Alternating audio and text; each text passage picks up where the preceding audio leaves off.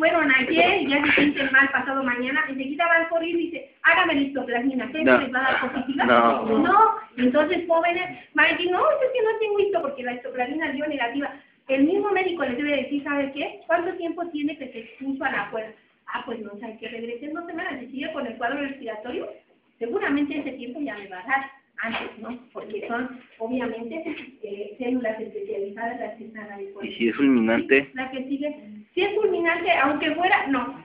Aunque fuera fulminante, fíjense, su compañero dijo una pregunta muy importante. Si yo tuviera una cepa muy virulenta, súper agresiva, o el inúculo muy denso, ¿qué tiene que llegar el hongo primero a mi cuerpo? ¿Y qué tiene que pasar? Pasa de esa estructura muy grande, de esos macros, dimorfismo, ¿no? A lo mejor al micelio, a levaduras. ¿Ustedes creen que yo ya mañana dimorfice el hongo así? No. Por mucho que la cepa sea muy virulenta, hay que darle tiempo. Por eso, obviamente, usted no puede decir que aunque sea una cepa muy virulenta, en 2 días usted ya va a estar en el panteón, ¿no? No, definitivamente con los hongos eso no pasa. Hay que darle tiempo a que dimorfice y pueda tener formas invasivas para poder generar la infección. Así como esa macromolécula grandota, si llegan los macrófagos y lo detienen, puede, de hecho es lo que pasa. La infección se detiene en etapa primaria, pero muy pocos van a evadir esa respuesta inmunológica y van a generar infección. Cauchy todavía lo sabía hacer mejor. ¿Qué pasa aquí? ¿Qué pasa aquí cuando yo hago estas pruebas de inmunodifusión o pruebas igual que está inventando la precipitación? Yo pongo en este pocito el antígeno, un antígeno conocido, comercial, y yo a mi suero de mi pacientito le divido 1 a 2, 1 a 4, 1 a 8, 1 a 16. ¿Qué pasa si yo tengo en mi suero anticuerpos, antihistoplasma? Obviamente van a reconocer el antígeno y se van a juntar y van a formar una banda de precipitación. Todas IgM son pentaméricas, cada patita va a captar, entonces el antígeno se va a precipitar de manera muy gruesa o burda. Se van a formar diferentes bandas de identidad, aunque se dice que la banda H está más cercana al pozo del suero, indica infección activa. El doctor Rubén López nos dice que aún cualquiera de las 2 bandas, la cercana al pocillo del antígeno o al pocillo del suero, indican infección. Y entonces, esto es un dato muy importante. Aquí dirían ustedes que hay un título hasta 1A, 16, 1A2, 1A4, 1A8, 1A16. Y vimos el título de 1A16, son sugestivos de una infección activa. La que sigue, por favor. Y aquí tenemos la otra prueba, la que nos ayuda a evidenciar las etapas que tardías o crónicas. Dijimos que en la etapa temprana, inmunodifusión o precipitación, y qué más, intradermodelación. ¿Y qué pasa en la etapa tardía? Fíjense que el sistema del complemento, ustedes todavía no conocen eso. No sé, maestro, ¿les explicaste algo de esto? ¿Qué componentes? Consta de 2 componentes. Por una parte está el antígeno, el antisuero y el complemento, y por otra el sistema indicador. ¿Qué sería un sistema indicador?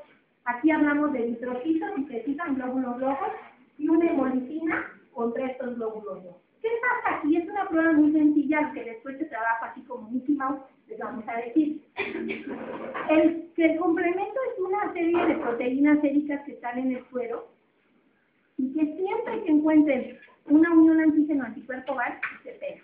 Es decir, ya tengo el antígeno, el anticuerpo, voy y me le echo un montón, ya somos 3, ¿no? Cuando el antígeno no encuentra su anticuerpo, o el anticuerpo, no hay anticuerpos en el suelo del paciente, estos sistemas indicadores como los glóbulos rojos se quedan por acá solitos. Pero viene el complemento, une la hemolicina, ¿y qué pasa? ¿Qué pasará? Lo truena, lo lisa, y si lo lisa, va a quedar una malla. Pero ¿qué pasa si ustedes tienen el complemento unido a su unión antígeno-anticuerpo? ¿Qué pasa con la hemolicina y con el eritrocito? No hay lisis, y entonces los eritrocitos floculan y dejan un botón, y esta será la prueba positiva.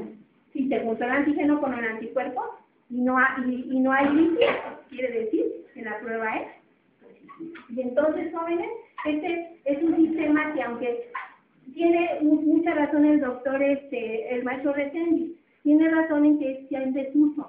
Y de hecho, César, tú sí fuiste al congreso de micro y dicen que ya de hecho quieren usar nada más el ISA, ¿no?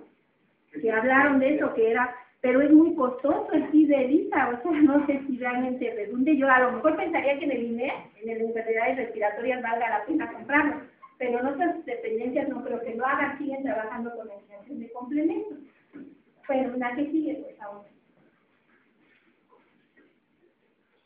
Ok, empátela, eso es lo mismo, es una titulación. Ahora lo que decíamos, la detección del antígeno a lo mejor en muestras muy manejables como la orina, el líquido cefalorraquídeo, a veces se ha hablado de líquido prostático, o de líquido pleural.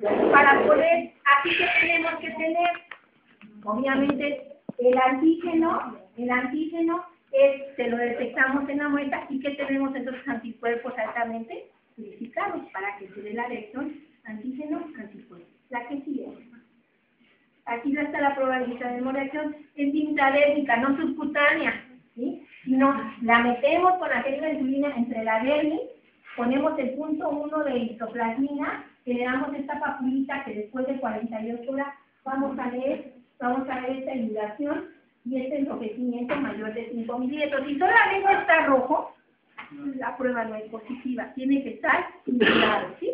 La que sigue. Vean este cuadro donde vemos lo que les dije. Aún en la aguda o la crónica, a veces las estructuras parasitarias y el cultivo no es tan bueno. Bueno, en el caso del cultivo, ya en la fase crónica sí es más eficiente, pero la observación es muy baja. Entonces, vean la serología, tanto en la etapa aguda como en la etapa crónica, resulta muy eficiente. Por eso las pruebas inmunológicas en esta micosis resultan muy buenas y muy certeras para hacer el diagnóstico. Sí, aquí no tiene el antígeno, porque el antígeno, acuérdense que casi siempre lo buscamos en pacientes inmunocomprometidos, no en pacientes normales.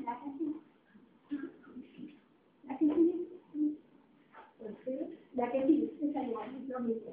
Entonces, aquí está la gráfica que tenemos aquí. Bueno, el maestro César me dijo que en clase se nos va a dar y que es seguro porque en clase se lo damos de manera obligada. El buen pronóstico y el mal pronóstico de un pacientito. Lo que les dije.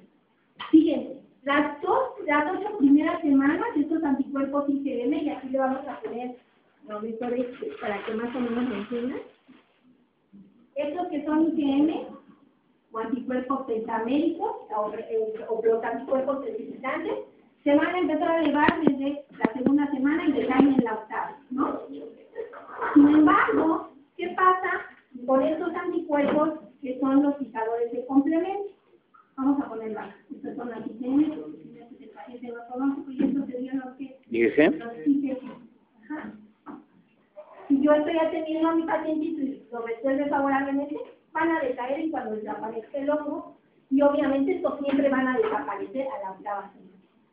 ¿Qué pasa con mi intradermoreacción? ¿Qué es esta? Va a estar event forever. ¿Por qué? Porque es una respuesta de memoria. ¿Sí? Y no voy a tener la oportunidad de que de momento desaparezcan mis linfocitos de memoria de momento claudican, porque esto sería muy grave. Pero sí puede suceder en un paciente anérgico o un paciente severamente inmunocomprometido, esto se puede volver negativo. O se puede perder una alergia. Y esa alergia me dice, oye, ya no tengo linfocitos de memoria, esto es grave, muy grave. Ajá. Entonces, y ahora sí, en este pacientito, y después del tratamiento, ¿qué pasa? En vez de bajar estos títulos, ¿sube? ¿Qué sucedería? Una pronóstico. Porque está muy malito, ¿no? Porque sigue teniendo el antígeno y se sigue aumentando. Y dice, por ejemplo, el doctor Rubén López en uno de sus artículos habla que ha encontrado en pacientes que no resuelven favorablemente el tratamiento estos títulos hasta de 1 a 1000. A mí me parece sorprendente, porque imagínate de 1 a 1000 después que 1 a 16 son sujetivos de infección, pacientitos que sí han fallecido, ¿no? Por desgracia. Entonces, aquí es interesante este fenómeno que afortunadamente en esto se ve muy bajo porcentaje de dosis. Entonces, aquí el pronóstico es muy bueno, y aquí el pronóstico es muy malo. Entonces, yo en mis etapas tempranas solo voy a hacer IgM. Y en precipitación, intradermoreacción, y en las etapas tardías, fijadores de complemento, intradermoreacción. ¿Queda claro? O fluorescencia, o ELISA, también en vez de fijación de complemento. ¿La que sigue? En caso de COVID, ya no nos vamos a tardar mucho, porque es prácticamente lo mismo en relación a la parte inmunológica y a cómo son las pruebas. Lo único que sí es importante aquí lo que les dije, jóvenes, ¿qué les dije con respecto a COVID? La zona endémica, a qué se dedica la persona, pero otro dato clínico que les pueda servir. ¿La disminución hacia dónde va? ¿Hacia dónde va? ¿Hacia dónde le gusta más irse a COVID? ¿A A mucosas o a piel? mucosas, ¿no? ¿Tegumentos? A segmentos, puede ser piel, principalmente piel. Listo, le gusta más irse a mucosa oral, a veces incluso hasta ocular o nasal. Y en el caso de Coqui le gusta más irse a la piel, aunque no es una cosa definitiva, no es así al 100%. Y también otra cosa que le pasa a Coqui que nos daña, Huesos. el hueso, por eso se conoce como reumatismo del desierto. Llega a dañar el hueso, le gusta dañar las articulaciones. Entonces, eso también es un dato importante. Ahorita van a ver unos casos de COVID que parecen un micetoma prácticamente. Esta enfermedad, obviamente, ya les dije al inicio qué datos epidemiológicos van a necesitar. Este agente biológico está en zonas semidesérticas. Aquí, obviamente, todo esto que vieron en teoría, donde están las ratas del desierto, la planta gobernadora, que son vegetales y animales que están de alguna manera protegidos del uso ecológico o siendo lectores pasivos de este microorganismo, la que sigue. Esta zona es la zona endémica, y como siempre les digo, esta es la zona de Estados Unidos, que nos robaron los gringos, pero se la llevaron, pero con todo su cojillo. Era blanco maña. Como el día de mi tierra, no es indio el que no se venga, ¿verdad? Entonces, que lo